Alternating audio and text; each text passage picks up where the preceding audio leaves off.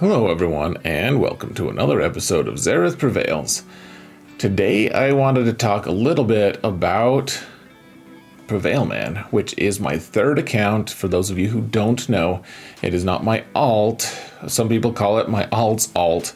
And we're at 1.6 million GP. I did not sign up for the last GAC week, and that was just a mistake, but a lot of people have asked, what direction are we going with this account? Not only are they wondering if I'm just going to quit, if I'm going to start a new account because of the new CG player experience stuff that has been released. There's also, people just want to know what upgrades I'm doing. I started this account kind of billing it as a free-to-play guide, a new player's guide, and I think I still want to do that. It's very difficult to make content for 3 different tiers of groups. So high-end stuff is obviously the stuff I'm the most interested in right now, the end game, I guess I should say. The middle tier stuff with my alt is a lot of fun just because I have a decent amount of game knowledge from the end game content, so I can kind of translate it down to my alt account. And then my Prevailman account, it's informed by the other decisions that I've made in the past and the knowledge that I've accumulated. And CG has changed the new player experience a little bit in terms of who or what characters are getting farmed and stuff. I thought for a little bit about just scrapping the Prevailman account and making a new one to kind of just test the waters and show you guys how I would approach things as Prevailman in Prevailman 2.0 basically, because troopers, you get Dark Trooper and you get what's his name, Moff Gideon right off the bat, and that's a transformative couple characters. That is a really good squad. And so the thing I want to do today, folks, is just talk about a little bit about what direction I'm going, what characters I'm modding, not just modding, but what characters I'm farming, what things I'm working on, etc. And so we're just going to talk about that. I also want to talk first, though. I want to mention, I think what I want to do with this account, so we're not getting rid of it. It just takes too long. Frankly, it takes months and months of just really hard work to get an account up and running, trying to get Galactic War. It's not just 50 in a row. I know that that's one of the stipulations, but you have to do it every day manually until you can't sim it until you hit level 85. And they haven't sped up the method to get to level 85. It still takes months and months and months, 3 or 4 or 5 months to get to level 85, unless you get the hyperdrive bundle or spend a bunch to buy refreshes.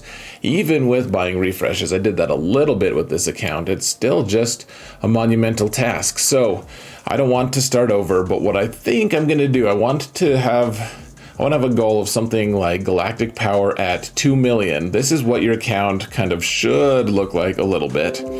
And in general, that's what we're kind of going for.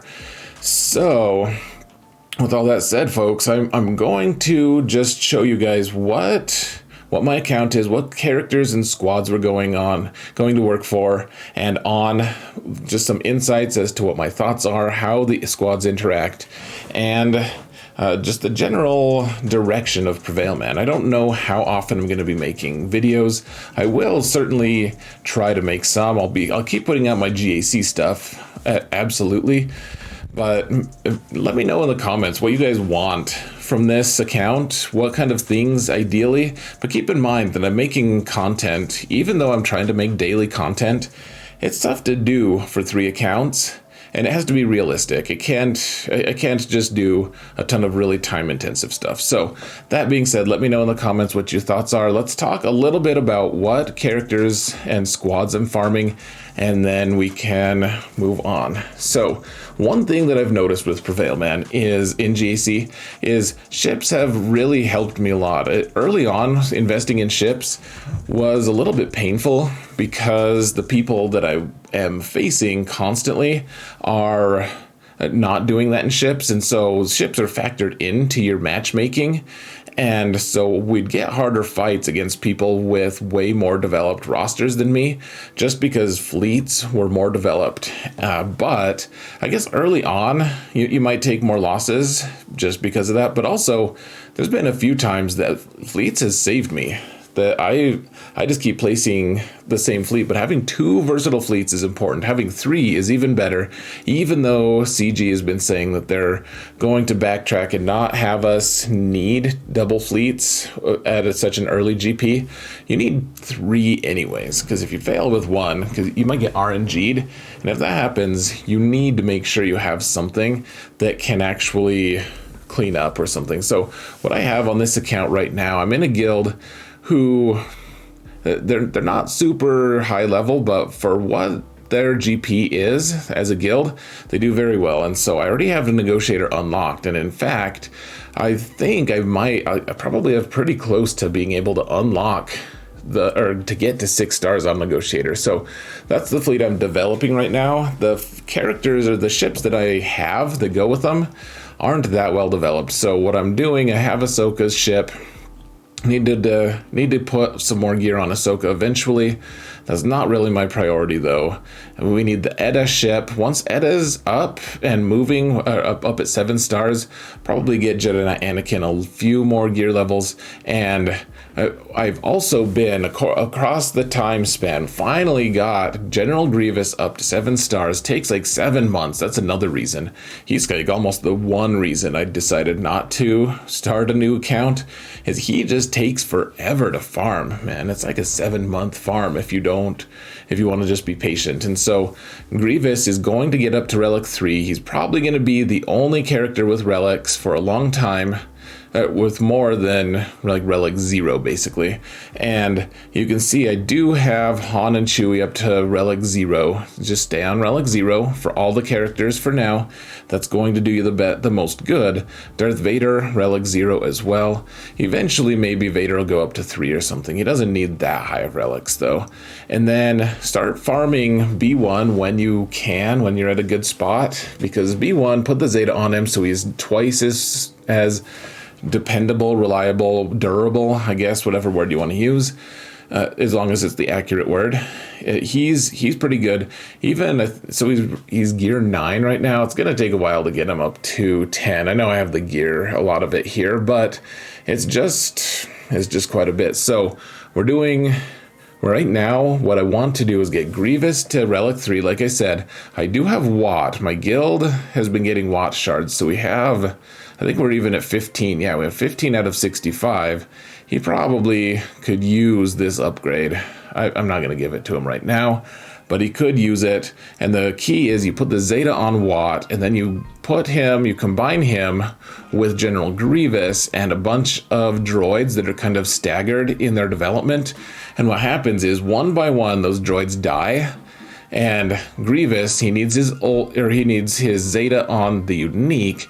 Every time one of them dies, he takes a turn, does his AoE, does a ton of damage, and with that weapons mod on him from Watt will die right away, and then that'll actually help Grievous as well. But with the tech on Grievous, you can kill Jedi Revan squads with it. You can kill a lot of other teams that rely on revives. It's very strong. And so early game, that's going to be our counter to Jedi Revan. It's really strong. Like I said, Magna Guard is actually at over 100 at this point. I have a thing in my inbox actually that we can actually use to get him up to 100. Otherwise, work on Jedi Revan. That's one of the issues, one of the probably mistakes I made early, is didn't focus on unlocking Jedi Revan as early as I could. And I think, like I said, I think that's a mistake. You need Jedi Revan early game, because we've struggled mightily. I think now I have the right teams to kind of deal with Jedi Revan, but for a long time, man, it got pretty dicey. So Zalbar is all that's left for unlock purposes. You get Zalbar and mission up to like gear 8 or something, maybe even gear 7, and you can unlock Jedi Revan, and then you can just ignore mission and Zalbar for a very long time after that. Eventually you're going to want to put gear and Zetas on them, maybe, but otherwise, guys, another squad that I want to point out is get your Ewoks moving, guys. Get them up to gear 11. Then stop. If you want to stop at gear 11, totally fine. But they are so good early game. They're going to be on defense in 3v3 and 5v5 all the time, and they are going to get you a surprising number of holds if you put them up to gear 11. If you want to just half-ass things and go to gear 9 and call it good, because that's where you can unlock 3PO at 7 stars, you can, but I really recommend against it, folks. You need Ewoks at gear 11, and then you make Paplu fast, and the rest of it takes care of itself. You put them on defense, they don't always get holds, but they surprise so many people early to mid game. At some point, you hit this wall where Ewoks go from pretty good and useful utility squad to just total utter garbage, but that's not for a really long time. My alt at 4.9 is still using them on defense, and they still get a decent number of holds, though that number, the number of holds I'm getting is declining. I can either put more gear on them and have them stay relevant for a little longer, or slowly phase them out. So we'll see what I do on my alt, but for now, Prevailman, absolutely going to go gear 11. You don't need gear 12. Put some decent mods on them and call it good. Ewoks are surprisingly strong, folks. Otherwise, need bounty hunters. I have Cad Bane on this list. I think I do want to work him a little bit more just for his ship. Like get him to gear 12, gear 11, something like that. But he's not the future of bounty hunters. Unfortunately, he's not. I'm actually going to make a video about them pretty soon on how to use a relic squad of bounty hunters. And what you need to have is basically Bosk and Grief, Mando, Boba, and Jango. Those are the characters that you want. So I highly recommend working on those guys. I think I'm going to discontinue any use of Dengar at all. He's not even a pilot. It's really unfortunate. Love the kit, love the character. He's just kind of been outgrown. Eventually, maybe he'll get a ship and we'll need to gear him, or he'll get a rework, or we'll get more bounty hunters that use his leadership better or something. But for now, I would advise, if you're a new player and watching this, just not working on Dengar at all. Otherwise, you can see 3PO is up to gear 8, and he doesn't need much. He needs to get more than that so that he can stop stealing guard from Commander Luke. I'll do that once he's 7-star. I think my Ewoks are pretty close. I just finished the Chirpa farm, you can see. Didn't even upgrade him yet. Let's actually just do it on screen right this second. So we can actually, I'm not going to do it on screen, but now we can unlock 7-star 3PO, and that'll be a good team. Otherwise, folks, yeah, so Grievous, Jedi Revan, and Nest. Work on Nest if you can. Nest is super good, really strong, highly recommended. she will get her to Relic 2 and then call it good. Mod her the way I'll eventually come out with a guide on how to mod her. She is really important.